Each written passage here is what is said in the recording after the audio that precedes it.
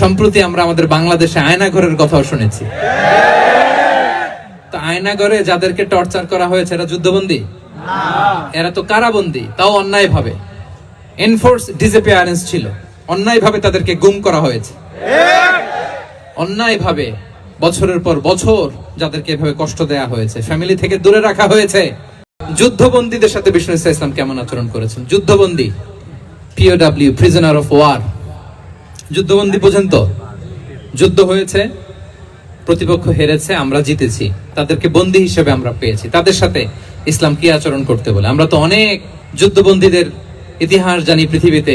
আবু গারিব কারাগারের কথা শুনেছি আমরা ইরাকে, ঠিক কিনা? হ্যাঁ, পশ্চিমারা কি নির্যাতন করেছে। আমরা কিউবার গুয়ান্তানামো বের কথা শুনেছি, কি অমানবিক নির্যাতন তারা করেছে, কি টর্চার সেল তারা ওখানে করেছিল। সম্প্রতি আমরা আমাদের বাংলাদেশে আয়নাঘরের কথাও শুনেছি। তো আয়নাঘরে যাদেরকে টর্চার করা হয়েছে এরা যুদ্ধবন্দী? এরা তো কারাবন্দী, তাও অন্যায় ভাবে। এনফোর্স ডিসঅ্যাপিয়ারেন্স ছিল, অন্যায় ভাবে তাদেরকে গুম করা হয়েছে। অন্যায় ভাবে বছরের পর বছর যাদেরকে এভাবে কষ্ট দেয়া হয়েছে, ফ্যামিলি থেকে দূরে রাখা হয়েছে। কিয়ামতের দিন তাদেরকে আল্লাহ জালেমের কাতারে দাঁড় করাবে। ইসলাম কারাবন্দীতে দূরের কথা, যুদ্ধবন্দীদের সাথে ভালো আচরণের কথা বলেছে। আল্লাহ বলেন, ওয়ায়ুতঈমুনা আত-তাআমা আলা হুব্বিহি মিসকিনান ওয়া ইয়াতীমান ওয়া আসীরা। বিশ্বাসীরা গরিব দুঃখীদের জন্য খাবার খাওয়ায়, যুদ্ধবন্দীদেরও খাবার খাওয়ায়। যুদ্ধবন্দীদেরও খাবার খাওয়ায়। এবং বিষ্ণু বলেছেন, ইস্তাউসু বিল উসারা খায়রা, যুদ্ধবন্দীদের সাথে তোমরা ভালো আচরণ করো। বদরের যুদ্ধে 70 জন বন্দী হয়ে আসলো। বিষ্ণুনবী 70 জনকে সাহাবাদের মধ্যে ভাগ করে দিলেন, বললেন তোমরা খারাপটা খাবে, বন্দীদেরকে ভালোটা খাওয়াবে। কি নমুনা স্থাপন করেছে ইসলাম। সুমামা ইবনে উসাল রাদিয়াল্লাহু তাআলা আনহু নামে এক যুদ্ধবন্দীর ছোট্ট ঘটনা বলে আমি পয়েন্টটা শেষ করছি। ইয়ামামার বড় লিডার ছিলেন, যুদ্ধবন্দী হয়ে মদিনায় আসলেন। নাম সুমামা ইবনে উসাল। নাম কি? কি নাম? মুখ দিয়ে বেরোতে চায় না। ইন্ডিয়ান নায়ক একটাও বাদ নাই, সব মুখস্থ নায়ক নায়িকা। সুমামা ইবনে উসাল রাদিয়াল্লাহু তাআলা আনহু তখন মুশরিক ছিলেন, বন্দী করে আনা হলো। সুমামা ইবনে উসালকে যুদ্ধবন্দী হিসেবে আনা হলো। তাকে মসজিদে নববীর পিলারের সাথে রশি দিয়ে বাঁধা হলো। বিষ্ণু বললেন, সুমামা কি অবস্থা তোমার? কি অবস্থা তোমার? কেমন লাগে? তোমার সাথে কেমন আচরণ করা হবে বলো? বললেন, মুহাম্মদ তুমি চাইলে মারতেও পারো, বাঁচিয়েও রাখতে পারো। বিষ্ণু বললেন, সুমামা এ দুনিয়াটাই শেষ নয়, আখিরাতে বিশাল এক জগৎ পড়ে আছে। তুমি যদি শাহাদা বাক্য পড়ো আমাদের ভাই হয়ে যাবা, তোমার সেফটি সিকিউরিটির দায়িত্ব আমাদের, আমরা তোমরা সবাই মিলে এক। তারপর একে একে বিশ্বনবী তার সাথে ইসলামের সৌন্দর্যগুলো তুলে ধরলেন।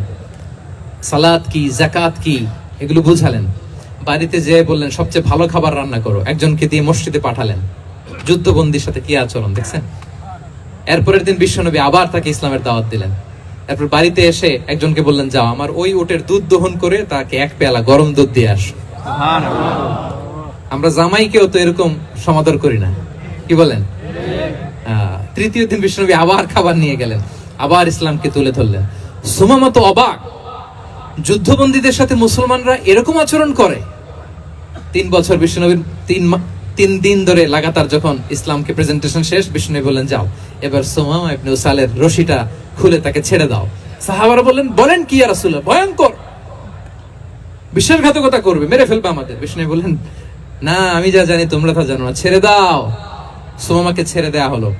সুমামা বের হলেন মসজিদ থেকে, ফিরে তার ভূখণ্ড, তার এলাকা ইয়ামামাতে তিনি গেলেন না। মদিনার মসজিদে নবীর পাশে খেজুর বাগানের পাশে তিনি অজু করলেন, গোসল করলেন, অজু করলেন। এরপর ফিরে এসে বিশ্বনবীর সামনে দাঁড়িয়ে বললেন, আশহাদু আল্লা ইলাহা ইল্লাল্লাহ ওয়া আশহাদু আন্না মুহাম্মাদান আবদুহু ওয়া রাসূলুহু। আল্লাহু আকবার। আমি সাক্ষ্য দিচ্ছি আল্লাহ ছাড়া কোনো ইলাহ নেই, আপনি আল্লাহর প্রেরিত রাসূল। হে মুহাম্মদ, আপনার চাইতে নিকৃষ্ট মানুষ আমার কাছে কেউ ছিল না, কিন্তু এখন থেকে আপনার চাইতে কোনো প্রিয় মানুষ আমার জীবনে নেই। ইসলামের চাইতে নিকৃষ্ট কোনো ধর্ম আমার জানা ছিল না, আজ থেকে ইসলামের চাইতে প্রিয় ধর্ম আমার কাছে নেই। মদিনার চেয়ে নিকৃষ্ট কোনো শহর আমার কাছে ছিল না, সবচেয়ে অপছন্দের শহর, আজ থেকে মদিনার চেয়ে প্রিয় শহর আমার কাছে নেই। দিস ইজ ইসলাম। বিশ্বনবী বললেন, হে নবী, আপনি আমাকে উমরার অনুমতি দিন। তিনি উমরা করতে গেলেন। বিশ্বনবী তাকে তালবিয়া শিখিয়ে দিলেন। এই প্রথম কেউ মুসলিম সুমামা ইবনে উসাল, উনিই প্রথম মুসলিমদের মধ্যে উমরা করেছেন তালবিয়া পড়তে পড়তে, লাব্বাইক আল্লাহুম্মা লাব্বাইক পড়তে পড়তে।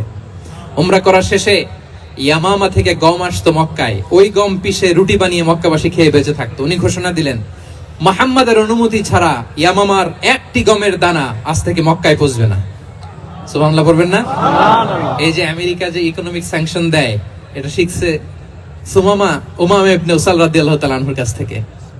আল্লাহু আকবার।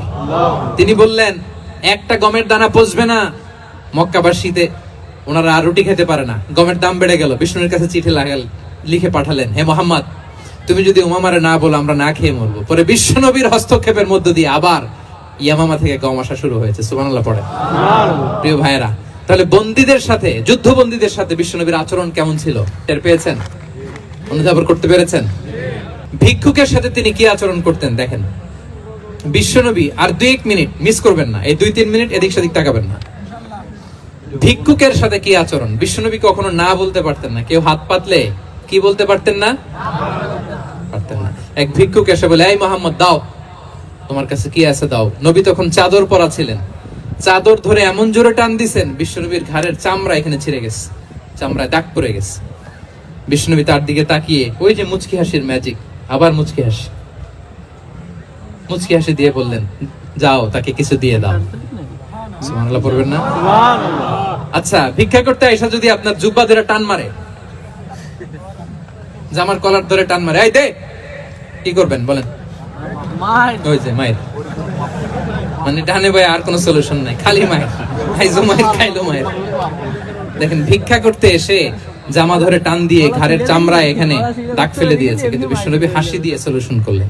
সুবহানাল্লাহ পড়েন। শত্রুদের সাথে তিনি কেমন আচরণ করেছেন? আল্লাহ আল্লাহ আল্লাহ। তায়েফের ময়দানে রক্তাক্ত হয়েছেন, রক্তাক্ত। পাহাড় রক্ষী ফেরেশতারা বলে, নবী আপনাকে রক্তাক্ত করেছে? তায়েফে কেন গেছিলেন বিশ্বনবী? জমির বায়না করতে না? তায়েফে জমি কিনতে গেছিল না?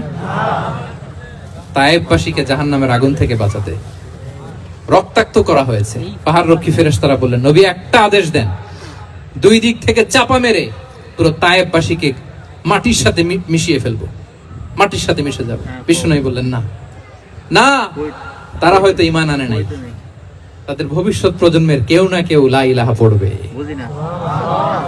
কেউ না কেউ লা ইলাহা জপবে। তাই হয়েছে। তায়েফে যদি যান, আল্লাহু আকবার, মসজিদ আর মসজিদ, শান্তি আর শান্তি। আল্লাহু আকবার। ভুলি আমি কেমন করে, আল্লাহু আকবার। উহুদের ময়দানে দাঁত শহীদ হয়েছে, রক্তাক্ত হয়েছে, হেলমেট ভেঙে কপালে পাথর ঢুকেছে। ফেরেশতারা বললেন, আদেশ দেন উহুদ পাহাড় তাদের ঘাড়ের উপরে বসিয়ে দেয়। বিষ্ণু বললেন, না। বিষ্ণু বললেন, না। আল্লাহুম্মা হদি কওমি ফাইন্নাহুম লা ইয়ালামুন। আল্লাহ আমার কওমকে ক্ষমা করে দেন, ওরা বুঝে নাই। দেখেন, শুধু ক্ষমাই চান নাই যে আল্লাহ ওদেরকে মাফ করে দেন, ওদের হয়ে কৈফিয়ত দিয়েছেন আল্লাহকে, এক্সকিউজ দিয়েছেন। আল্লাহ কেন কেন ক্ষমা করবেন? কারণ ওরা বুঝে নাই। এক্সকিউজ দিয়েছেন, তাদের হয়ে কৈফিয়ত দিয়েছেন। এই ছিল শত্রুদের সাথে বিশ্বনবীর আচরণ। যুদ্ধের ময়দানে ঘোষণা দিতেন, খবরদার ওদের নারীদের গায়ে হাত দিবে না, শিশুদের গায়ে হাত দিবে না, গবাদি পশু মারবে না, কোন পাদ্রীর গায়ে হাত দিবে না। গোটা বিশ্বের কেউ, কোন যুদ্ধের সেনাপতি যুদ্ধের ময়দানে এমন মানবতা দেখাতে পারে না। চিল্লায় বলেন ঠিক কিনা? 8ম হিজরিতে মক্কা বিজয়ের দিন থারথার করে কাঁপছিল কুরাইশরা যে আজকে তো আমাদেরকে ক্যাপিটাল পানিশমেন্ট দিবে, ডেথ পেনাল্টি দিবে। বিশ্বনবী বললেন, না, লা তাসরিবা আলাইকুমুল ইয়াউম, ইযহাবু ফাআনতুমুত তুলাকা। 4-5 জনকে তিনি শাস্তি দিয়েছেন, গণহারে শত শত হাজার হাজার পরিবারকে তিনি ক্ষমা করে দিয়েছেন। বললেন, তোমরা আমার ভাই, ভাই ভাইয়ের সাথে যেরকম আচরণ করবে, ইউসুফ তার ভাইদের সাথে যা করেছে আমি তাই করব, আমি ক্ষমা করে দিলাম। আল্লাহু আকবার। এ ছিল শত্রুদের সাথে আচরণ। শেষ কথা বলি, শেষ কথা হচ্ছে প্রাণীর সাথে বিশ্বনবীর কেমন আচরণ ছিল। প্রাণীর সাথে একবার এক আনসারের খেজুর বাগানে ঢুকলেন, ঢুকে দেখেন একটা উট কাঁদে। কি কাঁদে? উট কাঁদে। কানে কানে এসে বিশ্বনবীকে কি যেন বলে যায়। বিশ্বনবী রেগে বললেন, এই উটের মালিক কে? এক আনসারী সাহাবী বললেন, ইয়া রাসূলুল্লাহ আমি। বিশ্বনবী বললেন, তোমার কি ভয় হয় না আল্লাহর? কলিজার মধ্যে আল্লাহর ভয় নাই? আল্লাহ তাআলা দয়া করে ওটের মালিক তোমাকে বানিয়েছে, ওট কানে কানে এসে আমাকে বলেছে তুমি তাকে কয়দিন ধরে খাবার দাও নাই, আর তাকে দিয়ে কাজ করিয়েছ অনবরত। খবরদার, কিয়ামতের দিন আল্লাহ তাআলা জালিমের কাতারে তোমাকে দাঁড় করাবে। প্রাণীর জন্য বিষ্ণু ইসলাম কত দয়াদ্র ছিলেন। জবাই করার সময় বিষ্ণু বলতেন ইহসানের সাথে জবাই করো, ছুরি ধারালো করে রাখো। কুরবানির সময় আমরা প্রাণীটাকে কি করি? আদর করি না, মেরে ফেলি। বলেন তো, জবাই করা মানে কি? মেরে ফেলতেছি। বিষ্ণু বলেন ইদা কাতালতুম ফাহসিনুল কিতলা, মারবা ঠিক আছে কিন্তু মন মতো না, ইহসানের সাথে কতল করো। ওয়ালিউহিদ্দা আহাদুকুম শাফরাতাহু ওয়ালইয়ারিহ যাবিহাতাহু, ছুরিটাকে ধার করে রাখো যাতে করে খুব সহজে তার রূহটা বের হয়ে যায়। সুবহানাল্লাহ। দেখেন আমরা নিজেদের সাথে একটু মিলাই। বাংলাদেশে দেখেন তো, কুকুর একটা দেখলে আমরা কি করি? হ্যাঁ, হয় লাথি না একটা ঢিল। বিড়াল দেখলে কি করি? হয় দাবরানি দেই নয় দৌড়ানি দেই। এরকম আছে না নাই?